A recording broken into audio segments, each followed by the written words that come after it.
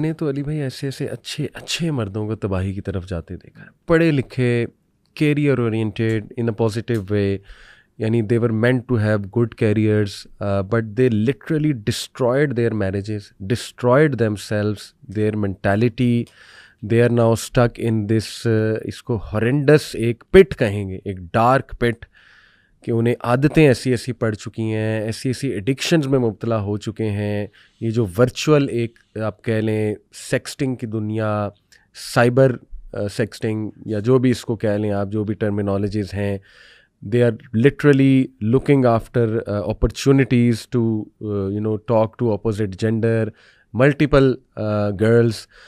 बहुत तबाही अली भाई, वजह क्या बहुत लगती तबाही है आपको इसकी? जो मैं आप मुझे बताओ, फिर मैं इनको इन केसेस को डील करता हूँ, तो फिर मैं आपको बताता हूँ क्या वजह नजर आती है। कुछ वजूहात जो मैं समझता हूँ अली भाई, एक तो ये पॉर्न एडिक्शन जो है ना, पॉर्न ने बहुत बेड़ा गर्क किया, एग्रीड, बहुत बेड़ा गर्क पॉर्न एडिक्शन की तरफ कोई भी बंदा क्यों जा रहा है, स्पेशली मैरिड आदमी क्यों जा रहा है? चलो अनमैरिड को तो हम समझ सकते हैं, मैं आपसे, और वो क्यों उसकी तरफ ज़्यादा जा रहा है? स्पेशली जो रिसर्च है उसके मुताबिक आपकी middle age men and women are mostly inclined. ठीक है, what do you think is the reason? देखिए अली भाई, पॉर्न बहुत एक्सेसिबल है, it's very easy to access, ठीक है, एक्सेसिबल तो इससे कम पे भी है, इससे ज़्यादा पे भी है, बिल्कुल। और मैं समझता हूँ कि इसमें आइसोलेशन में छुप कर करने का जो एलिमेंट है ना, और वेरी इजी टू डू, और cheap dopamine, very high dopamine and cheap dopamine. तो ये जो हमारी, मैं इसको ओवरऑल ऐसे देखता हूँ कि फितना यही है जो नबी में हदीस में मेंशन किया ना, कि लिटरली दज्जाल से तो भाग जाना।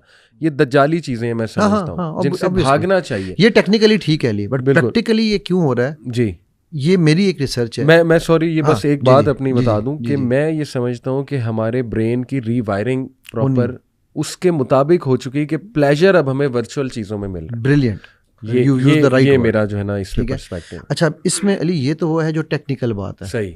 अब मैं आपको प्रैक्टिकल बताने जा रहा हूँ। मेरी बहनों, बेटियों को, माओं को ये बात अफेंड भी करती है कभी कभी, but that is a reality. बिल्कुल ठीक अली, मेरी रिसर्च में तकरीबन, मुझे देखो 15-16 साल हो गए हैं ये काम करते हुए, ठीक है, 30 to 40 women have very high sexual need.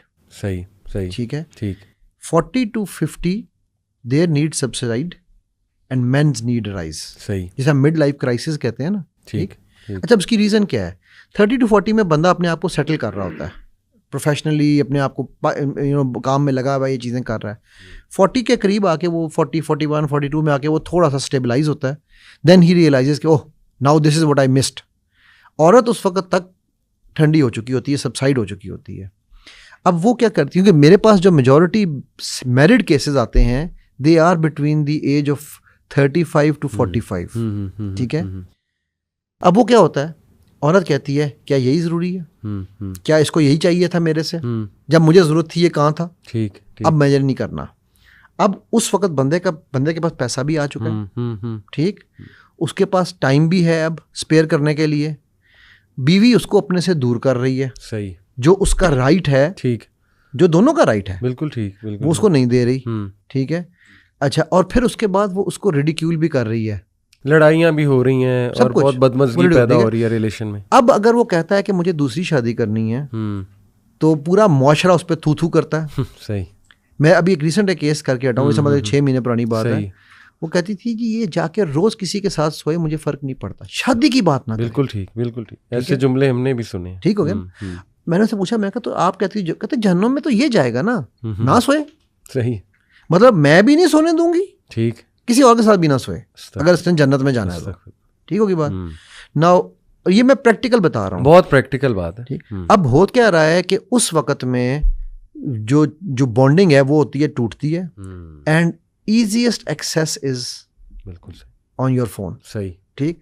अब आप कहते हैं यार कब तक मैं फोन के ऊपर रहूं, बिल्कुल ठीक। फिर आप सेक्सटिंग में जाते हैं, फिर सेक्सटिंग से जो है आप नेक्स्ट लेवल पे जाते हैं, डेटिंग पे। जी हाँ, ठीक है। एंड डेट जो है वो हाथ गले लगाए बगैर तो हो ही नहीं सकती ना, मतलब आप कहें जी हमने वहां बैठ के तिलावत की थी दोनों ने, आई एम सॉरी यार, I don't agree with that, right. Now ये मैं आपको इसलिए मैंने पॉइंट उठाया है बिकॉज हम बहुत सारा ब्लेम इस चीज को दे रहे हैं, ठीक। ये एक मीडियम है जहां हमारी फ्रस्ट्रेशन निकालने का हमें रास्ता मिल रहा है, अच्छा, अब यही चीज़ जब सेकंड लेवल पे जाती है, आपने शुरू में जिक्र किया इंसिस्ट का, यही चीज़ जब अगर हमें ये भी रुक जाए हमारी, ये कोई हमसे ये दूर कर दे और ना हम इसको देख सकें, तो ये सेकंड लेवल जिस पे जाती है वो लेवल है हमारा फिर अपने भांजे भांजियाँ भतीजे भतीजियों को देखने का। ठीक है। मैं एक केस है मेरे पास आया हुआ, अली वो सगी भांजियाँ हैं 3 और मामू तीनों भांजियों के साथ खेल चुका है बारी बारी। जैसे ही जो बड़ी होती है, उनमें तीनों बहनों में 4-4 साल का फ़र्क है। सही। तो जैसे ही वो 8-9 साल क्रॉस करती थी, 8 साल, पहली दूसरी 8 में आई, दूसरी तीसरी आई थी, और तीनों बहनों को पता है और माँ को पता है। और माँ क्या कहती थी कि मेरा भाई है, हमारे ख़ानदान में फसाद हो जाएगा, तुम चुप कर जाओ। ठीक है, ये मतलब ये आपको समझा क्यों? अच्छा, वो वजह क्या थी उस बंदे की कि उसकी बीवी उसको करीब नहीं आने देती थी।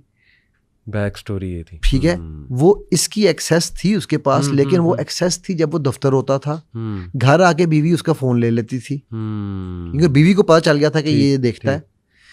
अच्छा, मुझे उसकी बीवी ने बताया कि सर मैंने इसको अपनी भांजी के साथ पकड़ा है। उसके बाद उसकी भांजियाँ मेरे पास एक और मतलब इशू के लिए आई कि जी मुझे उसको वो डिप्रेशन की में चली गई थी। सही।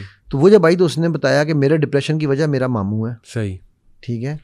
अच्छा, अगर ये चीज़ निकल भी जाए, मैं अभी चलो हम इलाके का नाम टेक्निकली आई डोंट नो हमें लेना चाहिए या नहीं लेना चाहिए, बट एक ऐसा इलाके में अभी एक केस मैं कर रहा हूँ जिसमें एक शख्स अपनी बेटी की शादी अपने एक क्या अपना फैमिली में ही करना चाह रहा है। क्यों? क्योंकि उन दोनों का कारोबार साझा है।